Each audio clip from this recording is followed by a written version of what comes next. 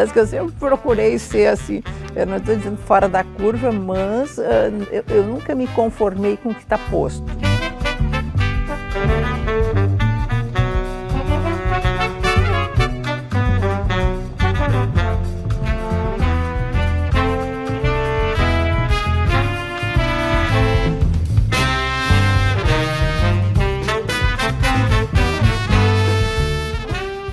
Eu comecei a envolver todos os excluídos, os invisíveis, que a sociedade nunca quis ver, nunca deu voz, não deu vez. Eu disse assim, não, eu tenho que ser a representante dessas pessoas. Por isso é que eu fui abraçando muitos segmentos da nossa sociedade.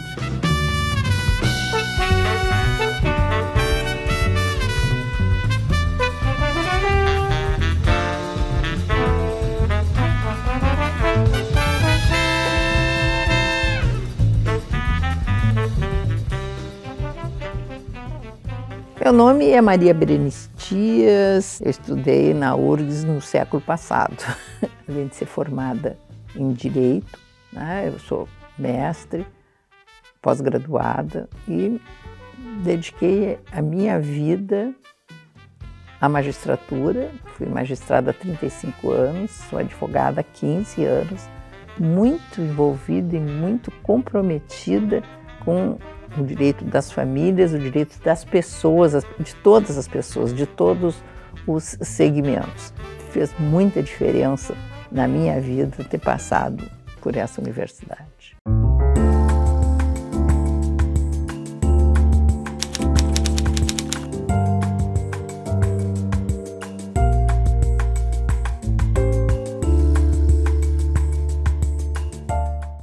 O meu pai era juiz, né, ficcionado pelo que ele fazia, sabe, um homem realizado, e em contrapartida eu tinha uma mãe que ela era, essa expressão horrível, do lar, né, 2 modelos, e eu disse, não, eu quero este modelo, algo completamente fora, né, porque aí eu fiz a faculdade de Direito aqui na URGS, e quando eu fui me inscrever para fazer o concurso para a magistratura, eu disse, não, aqui menina não entra, as mulheres não participavam do concurso, não tinha inscrição homologada. Foi uma guerra, sabe, conseguir romper essa barreira de mais de 100 anos, né, e deixar esse caminho aberto. Algo que, durante toda a carreira, me acompanhou essa discriminação de que eu fui alvo, por ter aberto a porta para as mulheres.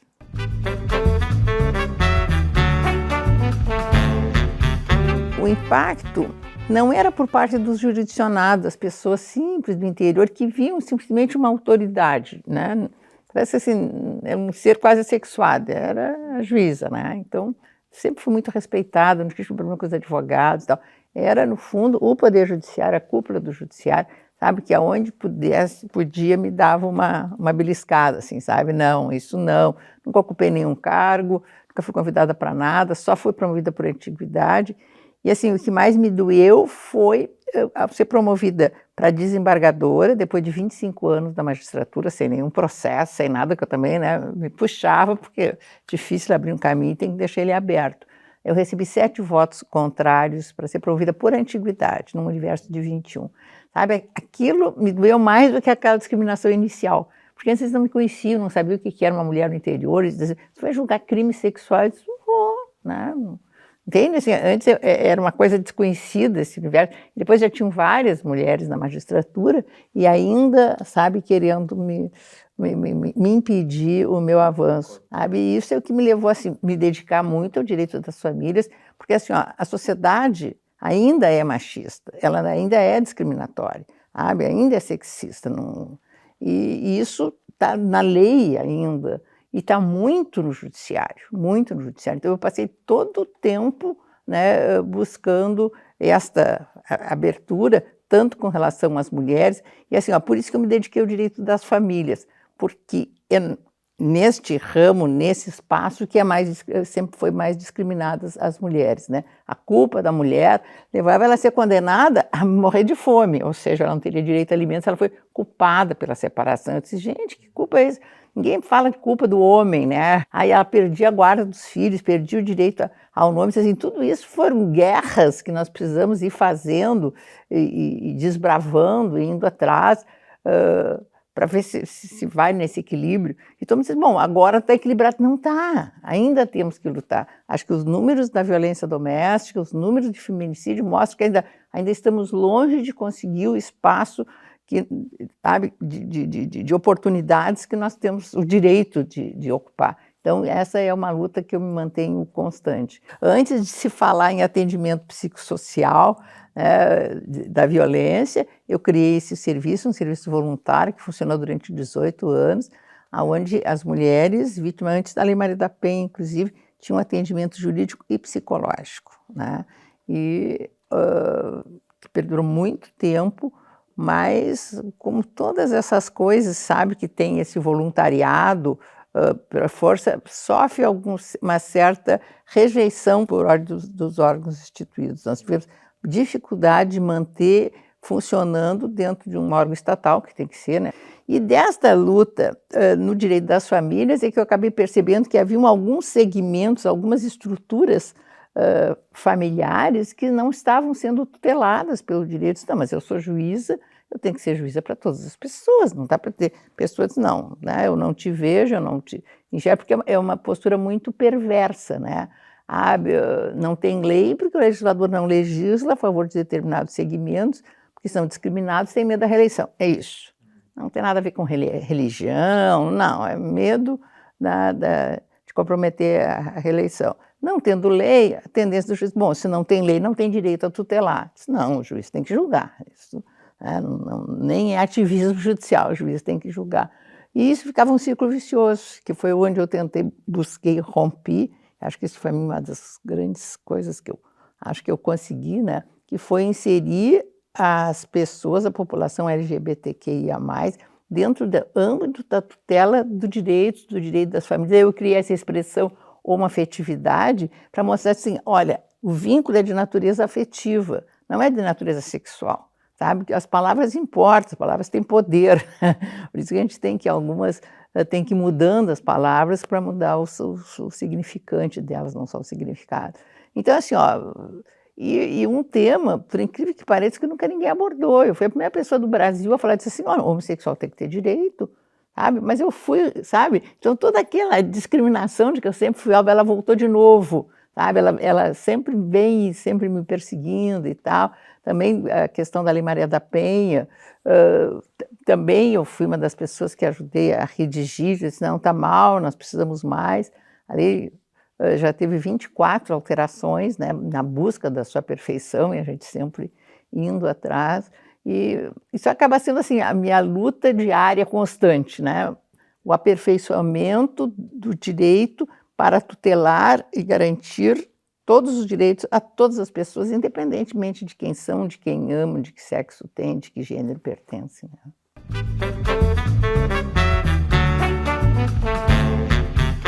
Na URGS estudaram o meu avô, né, o meu pai, eu e a minha filha, que é juíza também. A minha filha é a 4ª geração de magistrados, a primeira vez que isso acontece no Brasil. E ela atualmente atua num juizado da violência doméstica na cidade de Rio Grande. E olha, eu gosto de ver que ela tem o mesmo comprometimento que eu sempre tive, né, de dar aquilo que as pessoas esperam que a justiça corresponda. Acho isso muito significativo. O meu pai me contaminou, né, e eu consegui transmitir esses mesmos valores para minha filha. Isso é algo muito gratificante na minha vida. Todos estudantes aqui da universidade. E eu entrei em plena época da ditadura e tinha a Parada dos Bichos na época, era um negócio fantástico. E eu fui fantasiada de viúva ao lado de um caixão que eram as liberdades públicas, eu lembro também disso. Sabe? Então, assim, esse engajamento, esse comprometimento político, né, que sempre a universidade primou, a URGS em particular, isso disse muito na minha vida, né? Eram turmas grandes, eu estudava no turno da noite, porque eu queria muito trabalhar durante o dia, enfim, que era também algo não muito normal, éramos poucas mulheres, né, no turno noturno. Meu pai até não queria, porque eu era filhinha do papai, no conceito dele, sabe? E assim, ó, então um grupo mais politizado, mais adulto, sabe? Mais comprometido. E isso foi decisivo da minha vida, sabe? Eu me formei e fui convidada no semestre seguinte, num ano eu era estudante, no ano seguinte eu me tornei professora e lecionei até quando fiz concurso, tive que ir para o interior do estado, tive que ficar 10 anos no interior, então o vínculo que eu tinha era um vínculo contratual, que na época não precisava de professores, fui um professor assistente, e depois que retornei é que fui professora da Unicinos, e acho assim, ó, uma responsabilidade que se tem, sabe? Ou seja, aquilo que a gente acumula de conhecimento, de experiência na vida, sabe? Não, é algo que não tem que ficar só para a gente, para consumo próprio, não. Acho que a gente tem uma parcela de responsabilidade social. Então, assim, tudo eu acumulei, eu tenho tantos questionamentos, sabe? Eu tenho que botar isso, divulgar para os outros, conversar com os outros. Então, escrever, falar, palestras. Agora, então, eu entrei nas redes sociais. Então, no Instagram eu faço trazendo muitos questionamentos a respeito disso que eu pesquiso, que eu escrevo. Eu tenho 12 livros publicados e já tenho a maioria deles em muitas edições. O mais conhecido dele, o Manual das Famílias, assim, no plural, está na 16ª edição. E todas as edições vou atualizando. E o que mais me surpreende é que a cada edição está havendo um retrocesso em termos de avanço. Isso me é completamente assustador, sabe? A gente percebe que esse movimento social, né, ele acaba se entranhando também no Poder Judiciário, e isso eu acho muito preocupante.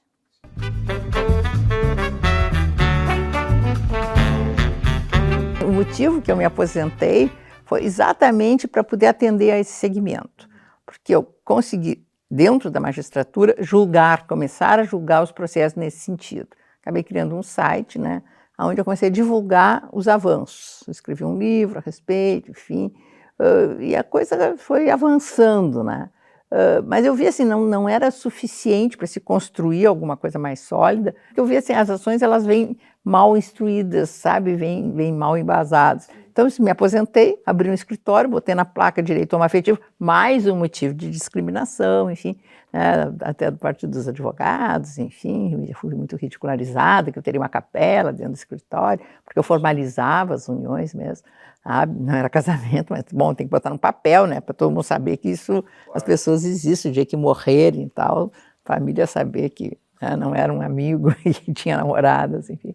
E aí que eu me aposentei e disse, não, tenho que qualificar os advogados. Então, comecei a criar comissões, consegui criar uma comissão no âmbito do Conselho Federal da Ordem, mais de 200 comissões Brasil afora, e começou a sair muitas decisões, até que se conseguiu a aprovação no Supremo Tribunal Federal do que eu chamo casamento gay, casamento homoafetivo. Foi o primeiro país do mundo a que o casamento foi autorizado por decisão da justiça e não em função da lei. Acho isso assim, algo muito significativo, mas muito da força dessa de se fazer o trabalho. E nesse período, que foi por 8 anos, eu presidi essa comissão nacional, nós fizemos o projeto do estatuto, colhemos 100.000 assinaturas, que é assinatura que não termina nunca mais. Eu tive que mandar fazer um armário na minha casa para botar todos ali dentro. Encaminhamos, levamos pessoalmente para o Senado, apresentamos por iniciativa popular e, como todos os projetos até hoje, ele não andou. Ele chegou na primeira comissão e essa é a técnica que é usada lá, infelizmente, alguém que é contra, sabe, avoca para ser o relator e literalmente senta em cima. Então, ele não evoluiu com todo o movimento, sabe, que foi feito junto com os movimentos sociais, nós sempre trabalhamos juntos com os movimentos sociais, e isso não conseguiu. E agora, nessa atual legislatura, que ele foi arquivado, mas nós já temos um grupo revisando ele para fazer uma reapresentação, porque não tem outro caminho, né? Porque, assim, se teve avanços, teve. O Brasil se transformou no panorama internacional, sabe, um país que reconhece direitos, né? Criminaliza a homotransfobia, enfim, garante o direito de doação de sangue aos homossexuais, casamento, adoções, enfim, uso das técnicas de reprodução assistida, mas por decisão da justiça. E isso é muito frágil, é muito pouco. Nós precisamos ter uma lei, né, onde garante esses direitos, e isso nós não temos, porque assim, ó, com esse retrocesso que nós estamos vivendo, não só no Brasil, mas no mundo inteiro, e se muda a composição dos tribunais, como já vem até mudando, e se cai, sabe? Fica aqui um castelo de cartas que cai tudo que se conseguiu até agora, né? Fica muito frágil. Então, acho que nós precisamos agora ter uma legislação, e esse é o propósito atual. Independentemente de toda essa construção com relação a esse segmento, eu sou uma das fundadoras do IBDFAM, Instituto Brasileiro de Direito de Família, que já tem há 27 anos, eu sou eterna vice-presidente, o Rodrigo da Cunha Pereira é o presidente. Nós mudamos o conceito de família, né? Mudamos para o mundo inteiro. Ninguém tem um direito mais evoluído do que o nosso, um direito que consegue albergar esses segmentos, né, como todos os outros segmentos, sabe, que não são oficializados, que não é aquele modelo do casamento, tem famílias simultâneas, tem famílias homossexuais, existem filhos que são filhos biológicos, mas também tem filhos afetivos, sabe, que também merecem a mesma qualificação. Então, houve todo um redicionamento conceitual. Família é uma relação de afeto. E isto não existe no mundo. Então, todas as vezes que a gente vai fazer algum tipo de representação, surpreende muito. Eu fui convidada para ir ao Japão, né, para fazer uma palestra numa universidade, num grande escritório de advocacia, com gente do mundo inteiro. Eles ficaram absolutamente estarrecidos, né? Mas como assim? Não, os vínculos criam direitos, criam obrigações, criam responsabilidades, né? E isso é o que importa. Não interessa se é uma família ou duas ao mesmo tempo, são duas famílias, sabe? Tem que serem protegidas, tem que ter direitos garantidos. Se é filho biológico ou filho afetivo, sabe? Qual é o conceito prevalente? É o da afetividade. E assim, a tendência sempre foi um certo biologismo. Ou seja, filho é o biológico, o resto não é. E essa é a realidade da vida, né? Principalmente hoje, onde há essas mudanças na família de uma maneira muito recorrente, que eu acho muito saudável. As pessoas não têm que ficar dentro de relacionamentos, olha, que deixaram de ser bons. Eu sempre disse assim, essa duração do casamento que todo mundo reclama, não, o casamento antes era que era duradouro, assim, olha, sempre o preço quem pagou foi as mulheres, com seu corpo e com a sua integridade emocional. Não, as pessoas têm que ficar junto enquanto está bom, deixou de estar bom, né? O amor não é eterno, não. Eu sempre acho que é quase uma loteria. Então, e nessas novas estruturas que se formam, se aumentam os vínculos afetivos, aumentam assim, os filhos que convivem com o pai biológico e também com um novo companheiro da mãe, o marido da mãe, que cria laços, e isso gera direito para as crianças. Então, aí surgiu esse conceito que não tem parte nenhuma, o direito de multiparentalidade. Bom, as pessoas podem ter dois pais, ter duas mães, pode, né? Por que não? Porque tem, na realidade tem. As pessoas desempenham essas funções, né? E nas famílias homoafetivas isso é mais recorrente. As pessoas têm ou dois pais, ou duas mães, ou até mais pessoas quando usam essas técnicas de reprodução assistida também, que permitiu essa abertura de conceito.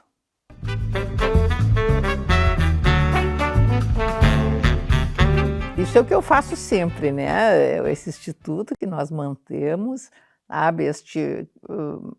Me manter sempre falando, aceitando convites.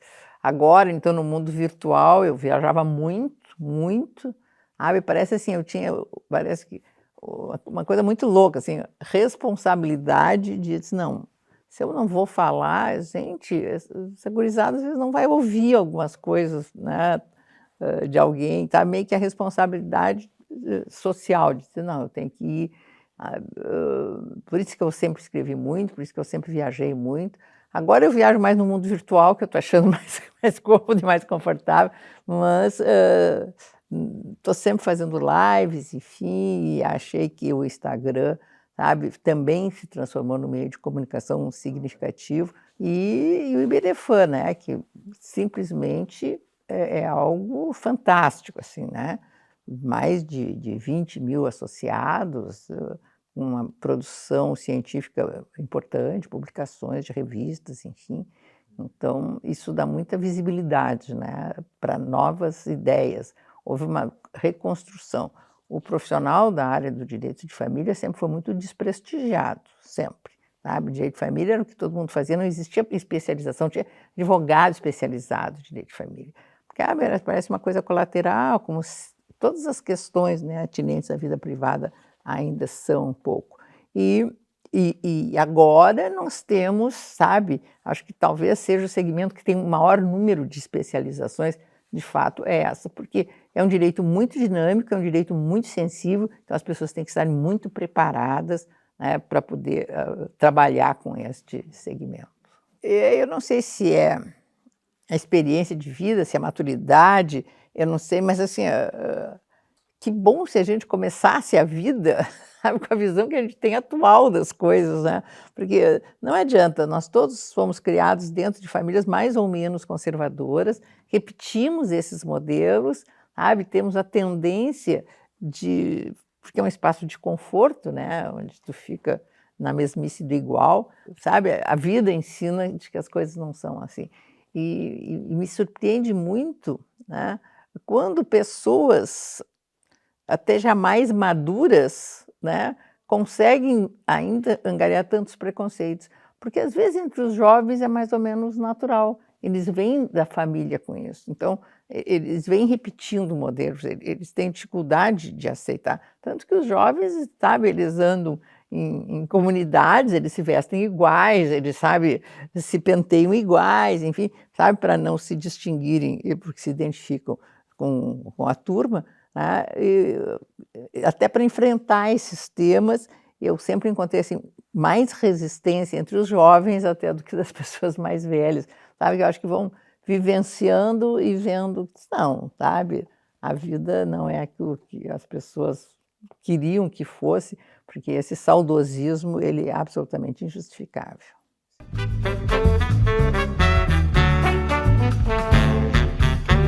Que ela nunca esquecesse que se resolveu fazer direito é porque alguma coisa a incomodava com o que estava torto. Então, busca de algo, de consertar alguma coisa que está mal, acho que este é um sonho, é uma determinação que não pode nos abandonar o resto da vida. Acho que isso é importante, se manter os nossos sonhos sempre revigorados e ressonhados. Eu gostaria muito de deixar para todos os estudantes, principalmente os estudantes da URGS, Universidade Federal, sabe, que este espaço que vocês ocupam é um espaço que a sociedade os concedeu, mantém. Então, todos nós temos muito esta responsabilidade de devolver para a sociedade tudo o que ela nos propiciou em termos de crescimento, em termos de conhecimento, sabe, em termos de cultura. Então, paguem este preço que a sociedade merece.